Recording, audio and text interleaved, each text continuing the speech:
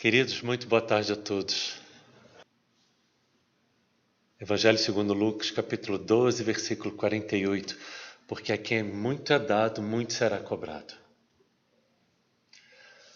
Se hoje eu me coloco nesta posição de estar aqui, aprendendo com todos vocês sobre a doutrina espírita e sobre os ensinos do Cristo, com certeza é porque eu sou um grande devedor. E aqui venho, homeopaticamente, lentamente, para pagar as minhas dívidas com Deus, com Cristo, com a humanidade. Porque, afinal de contas, espírito puro, que já chegou ao mais alto grau de perfeição na história da humanidade, somente Jesus. Portanto, fora Ele, quem de nós poderá dizer que está isento de débitos a resgatar? Nós espíritas, sabedores da lei das reencarnações e da lei de ação e reação, podemos ter certeza absoluta de uma coisa. Se 20 séculos após o Cristo ter vindo aqui, nós ainda estamos, é que a gente é meio lento no aprendizado, viu? E talvez alguém possa pensar, não, mas ele veio só há 20 séculos. Pois é, mas os ensinos dele estão presentes na história da humanidade. Os ensinos da bondade, da paz, da verdade estão presentes em toda a história da humanidade. Hoje nos foi pedido para falar sobre um dos capítulos deste livro, Pensamentos que Ajudam, de José Carlos de Luca. José Carlos de Luca tem livros espetaculares. Talvez o mais famoso dele seja O Médico Jesus, mas esse livro igualmente, se eu não me engano, o lançamento dele foi em 2017 e é muito bom. E nos pediram para falar sobre um capítulo intitulado O Sal da Terra. Ele é meio longo, são 2 páginas, mas eu acho que vale a pena ler. Então eu peço licença a todos para nós lermos este capítulo, O Sal da Terra. De Luca nos diz: astronautas que estiveram em expedição na Lua afirmam que, observando-se a Terra do espaço, as fronteiras e barreiras existentes entre os países não podem ser vistas. O que se pode ver é um globo uniforme, embora sabendo que ele é cheio de divisões que foram erguidas pelos homens e que nos fizeram perder o sentido de que todos somos filhos da mesma terra, todos habitamos o mesmo lar, todos moramos na mesma casa. As fronteiras são marcos que os homens construíram e não muros intransponíveis que nos diferenciam pela origem geográfica, pelo credo religioso ou pela cor da pele. Precisamos desenvolver esse olhar dos astronautas e passar a olhar a Terra como a casa de todos, vendo a humanidade como uma só família. Desta forma, não haveria mais estrangeiros nem refugiados, pois entenderíamos que todos pertencemos à comunidade terrestre. Certamente por isso o astronauta Edgar Mitchell, ao retornar da missão Apolo 14, afirmou: fomos à Lua como técnicos, voltamos como humanistas. Nossa família biológica é importante, mas não é a única. Pertencemos a uma família maior, que é a família humana. A criança sem alimento escolhe remédio, morando sob os viadutos, pertence à minha família humana. Dentro de minhas possibilidades, algo devo fazer, nem tanto por um sentimento de caridade, mas por um sentimento de humanidade.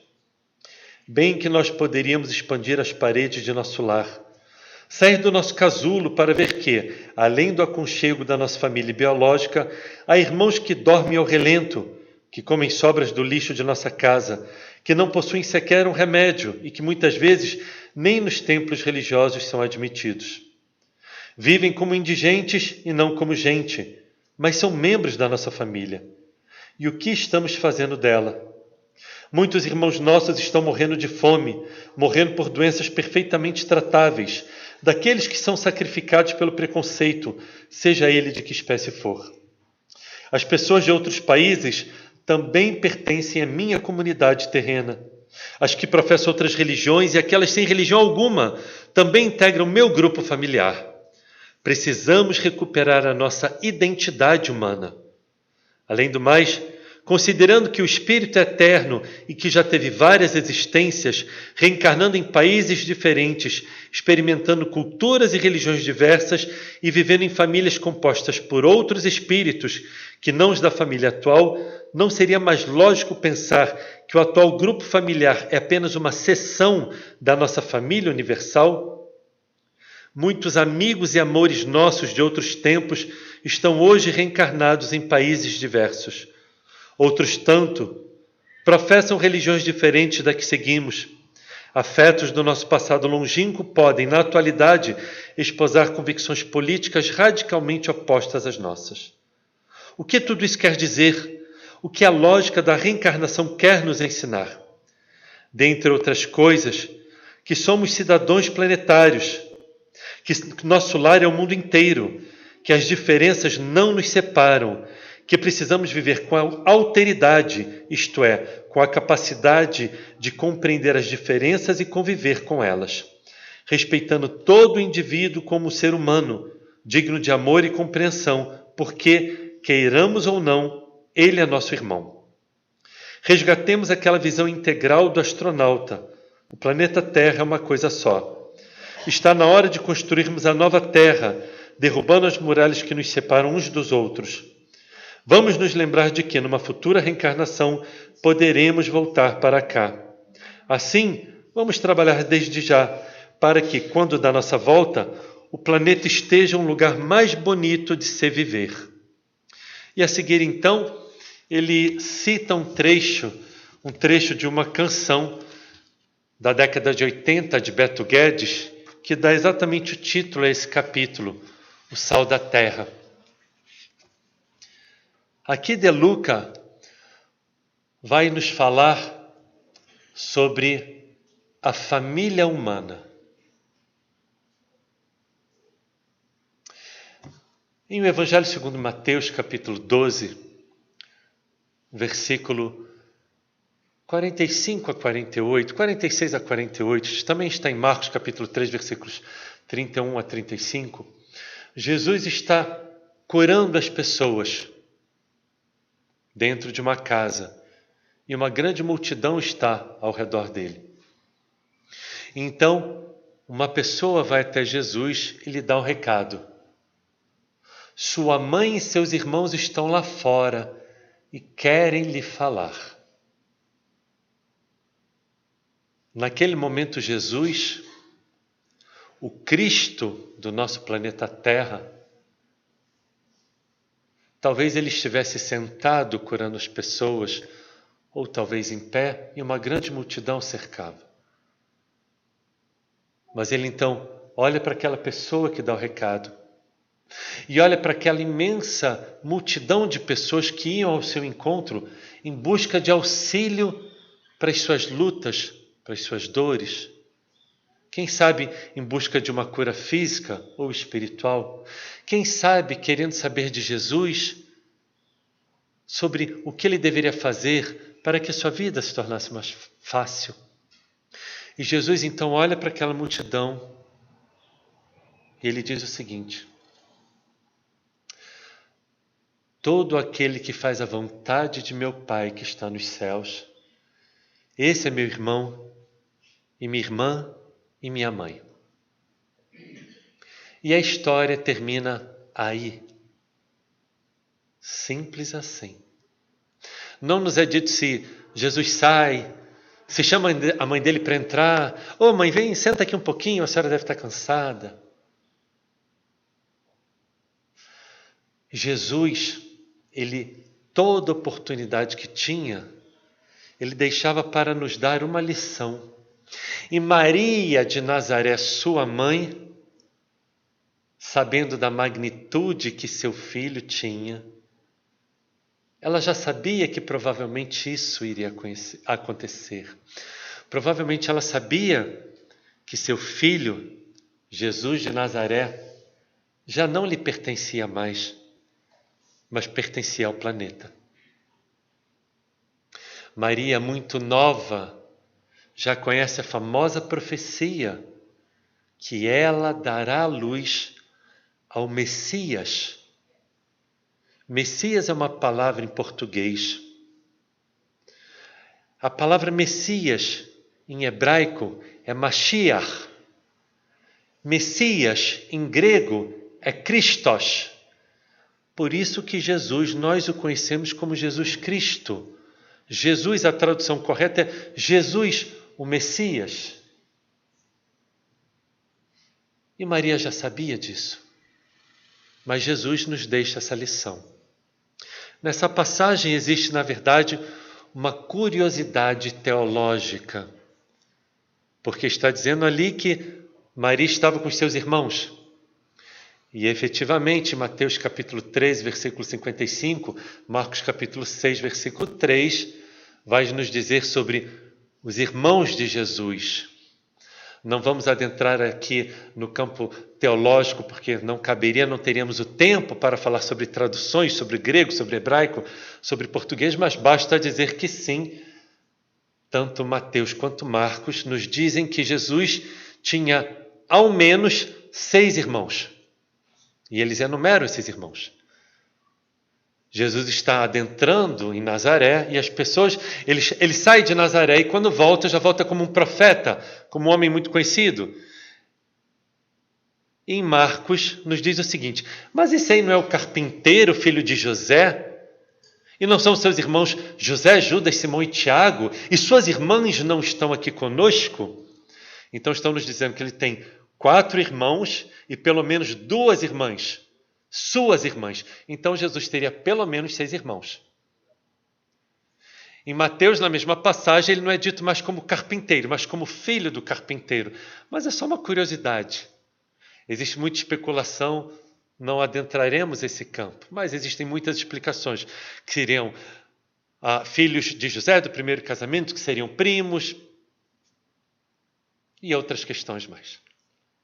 Mas a verdade é que Jesus, naquele momento, ele está colocando que a família dele é a família universal. Ele mais uma vez está tentando mostrar para aquelas pessoas que somos todos filhos do mesmo Pai. Somos todos irmãos, filhos do mesmo Criador. Esse era um dos conceitos que Jesus tentava trazer para aquelas pessoas ainda rudimentares na sua fé, rudimentares no seu conhecimento. Nesse caso, ele estaria na Galileia distante. Pessoas que não tinham estudo, não tinham condições de, por exemplo, adentrar o Templo de Jerusalém e fazer um estudo como se deveria sobre as leis mosaicas. Então ele está tentando mostrar para aquelas pessoas que toda a humanidade, todos nós somos irmãos. Aqui De Luca vai tentar fazer a mesma coisa. E ele está tentando nos chamar a atenção que todas as pessoas que te cercam, as que você conhece, as que você não conhece, as mais próximas de você e as mais distantes, as pessoas que você mais gosta e aquela mais próxima de você que você, por você, ela estaria bem longe. Ele está querendo dizer que todas essas pessoas, todos nós, pertencemos à mesma família. O que quer dizer pertencer à mesma família? Pertencer à mesma família quer dizer que se eu sou irmão, se a outra é minha irmã, membros da mesma família se socorrem, se ajudam, se acolhem, caminham juntos. Às vezes, lado a lado. Às vezes caminhamos puxando o outro, às vezes empurrando, às vezes carregando. Porque é isso que um membro da família faz pelo outro. Nós vamos ver que entre os animais que vivem em bando, eles por instinto, eles possuem o sentido de preservação, de sobrevivência. E Jesus vem nos chamar a atenção. Quem é minha mãe, quem é meu irmão, todo aquele, pois, que faz a vontade do meu Pai, esse pertence à minha família. E talvez então você possa pensar nesse caso. Ah, mas aquele próximo, mais próximo, ele não faz a vontade de Deus de jeito nenhum. Então ele não é meu irmão. Mas se ele não é seu irmão, se ele não é filho de Deus, ele é filho de quem? Todos nós, vivendo na luz, ou nem tanto, somos filhos de Deus. E agora talvez a gente possa se perguntar se nós já estamos conseguindo compreender esse sentido de família universal.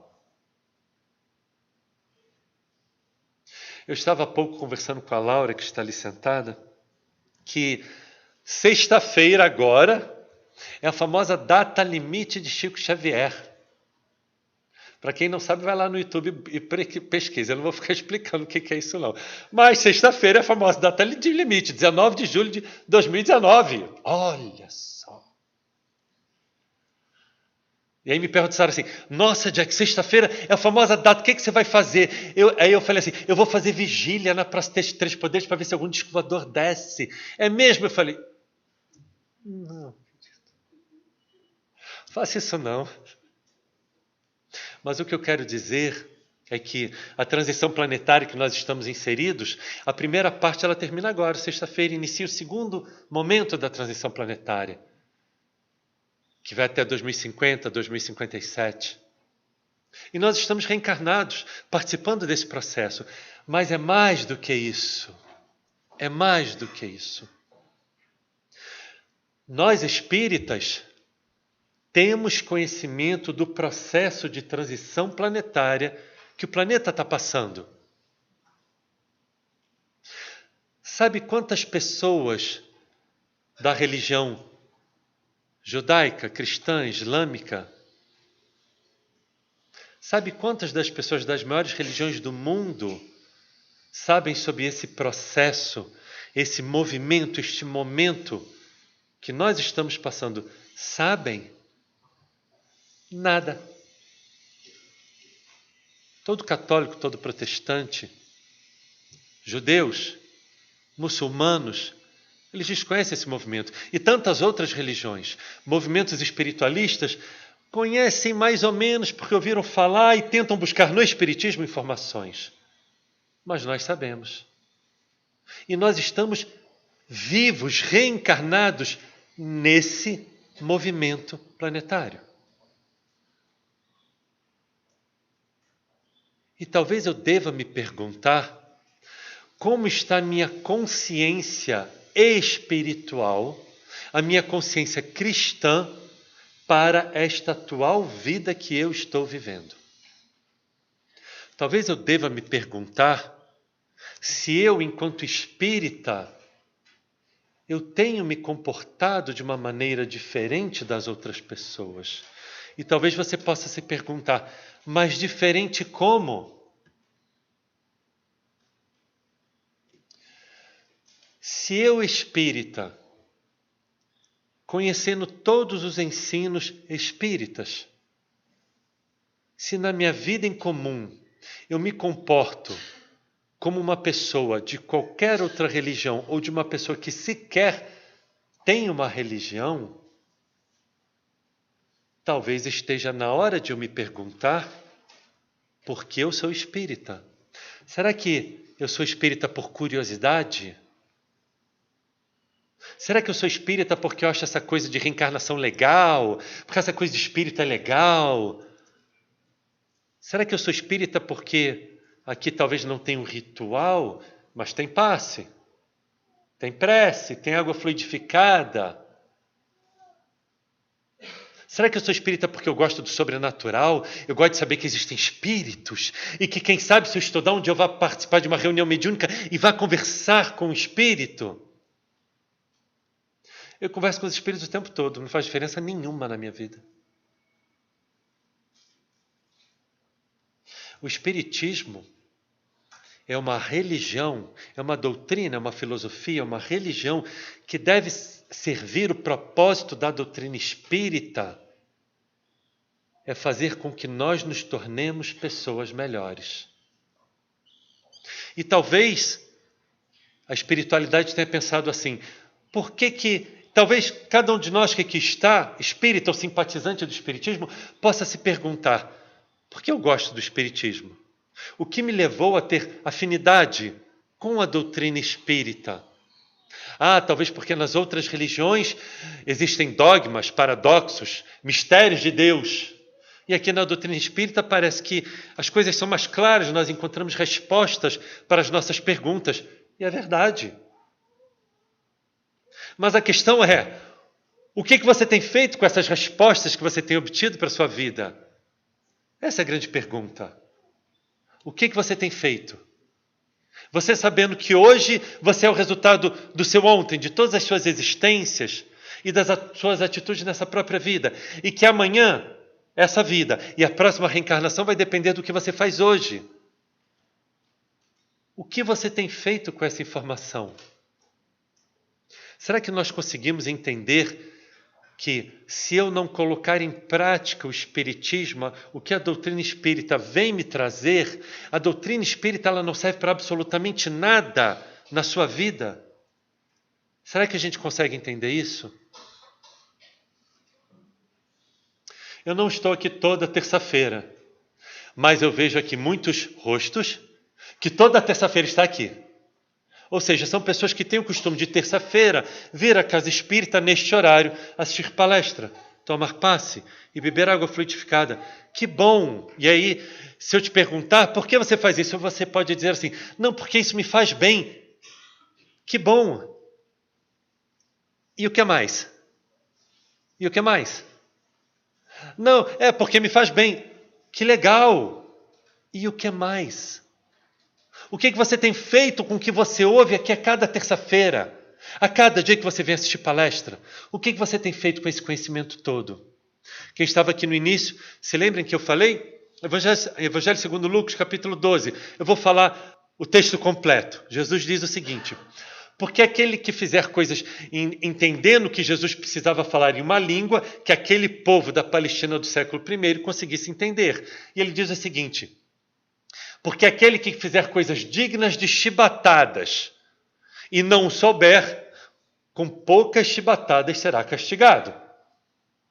Porque uma das punições que os judeus poderiam receber do templo ou da própria sinagoga, se comportassem como um mau judeu, a pena seria de até 39 chibatadas, dependendo do crime. Aquele que fizer coisas dignas de chibatadas e não souber, com poucas chibatadas será castigado. Mas a quem muito for dado, quem sabe o resto? Não é que a gente sabe? Que legal que a gente sabe, mas a gente está consciente disso? Será que eu estou consciente que do micro-universo em que eu vivo, talvez vocês sejam a única pessoa espírita da sua família? Ou talvez no seu núcleo familiar e social, você conheça, de 100 pessoas que você conheça, talvez você conheça 10 que sejam espíritas, ou nem tanto. Pensa nas pessoas que você conhece. Todo mundo que você conhece é espírita? Mas você detém um conhecimento que eles não conhecem. Provavelmente a maioria das pessoas que você vai conhecer são pessoas cristãs, visto que estamos num país cristão, então provavelmente você vai conhecer pessoas que são católicas, protestantes, evangélicas, de outras denominações cristãs. Eles não sabem sobre reencarnação, eles não sabem sobre a vida no mundo espiritual, eles não sabem sobre transição planetária. Eles não sabem sobre esse momento, esse movimento que o planeta está vivendo, um momento único na história da nossa humanidade. Mas nós sabemos... Gente, eu não queria dizer nada não, mas isso é sério, viu? Outro dia um amigo meu chegou para mim e falou assim, Jack, eu acho que eu vou deixar de ser espírita. Eu falei, por quê? Não, ser espírita é muito complicado, tem muita responsabilidade. Eu falei, meu irmão, agora já era. Não, porque agora você já sabe. Não adianta você chegar ali assim e falar, não sabia. Mas meu irmão, você foi lá, você sabia sim. Ser espírita, queridos, pede de nós responsabilidade. Esse foi o grande chamamento de Jesus para os seus apóstolos, para os seus discípulos, para aqueles que o seguiam. E Jesus, quando pregava, ele falava para as pessoas, já são 4h25? Gente, a palestra vai até às 5h30, viu? Fiquem à vontade aí. Jesus, quando pregava para as pessoas, ele tentava contar historinhas, porque eram pessoas muito simples. Então ele contava histórias, são as parábolas, para ver se aquelas pessoas entendiam.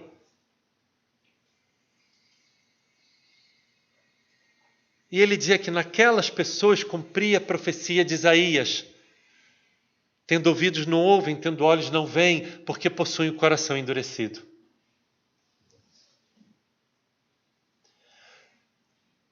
Eu preciso me perguntar, não quantas vezes eu tenho vindo a uma casa espírita para assistir palestra, quantos passes eu tomei, quantos litros de água fluidificada eu já bebi. Eu tenho que me perguntar o quanto que eu tenho me esforçado para me tornar uma pessoa melhor. Porque se eu não me esforço para me tornar uma pessoa melhor, o que eu estou fazendo aqui? Se eu pergunto para alguém e alguém me diz, não, porque quando eu vou na casa espírita eu me sinto melhor, que bom! E você está fazendo algo com esse melhor que você está sentindo? Ou você está guardando para você? E aí nós vamos lá para Mateus capítulo 5, versículo 13, bem o início do Sermão do Monte. Capítulo 5, o Sermão do Monte, capítulo 5, 6 e 7 de Mateus, começa com as bem-aventuranças, vai do versículo 3 ao versículo 11, são as 9 bem-aventuranças de Mateus. Logo a seguir, Jesus diz o seguinte, vós sois o sal da terra. Vós sois o sal da terra. E se o sal não servir para salgar, o que mais serve senão para ser jogado fora? E teologicamente muito se fala sobre essa. E logo após, no versículo 14, ele vai dizer, vós sois a luz do mundo. E aí sim, sobre a luz do mundo, ele desenvolve. Mas sobre o sal da terra, ele só fala isso. E não toca mais no assunto. E aí a teologia tentou encontrar vários significados para isso. Quando você faz 1 quilo de arroz, eu não sei fazer arroz, então, mas eu acho que quando você faz 1 quilo de arroz, você bota 1 quilo de sal? Quanto de sal você bota em 1 quilo de arroz? Quase nada? Alguém falou quase nada? Uma pitada. Uma pitada é um trocinho assim? Viu? É muito pouco que faz a diferença no muito. Ou seja, nós somos o sal da terra. Nós, espíritas, somos a quem Jesus se referia. Nós, espíritas, queridos, somos pouquíssimos milhões de espíritas e simpatizantes. Porque no censo pergunta, você é espírita ou espiritualista, simpatizante, tudo eles botam junto. Espíritas, somos pouquíssimos milhões. Mas nós somos o sal da terra. Porque nós compreendemos a vida verdadeiramente como ela é. E já passou da hora de nós nos perguntarmos o que eu tenho feito com todo esse conhecimento que eu recebo aqui nessa casa. Se eu saio daqui me sentindo bem, já passou da hora de eu perguntar o que eu tenho feito para espalhar esse sentimento bom que eu estou sentindo agora. Já passou da hora de eu me perguntar, se eu venho aqui, eu saio daqui me sentindo bem, o que eu tenho feito para o Cristo em troca? Se eu estou aqui, e aquele meu parente mais difícil, que eu tenho tanta dificuldade de convivência, ele não está, mas eu estou. Será que não está na hora de eu mostrar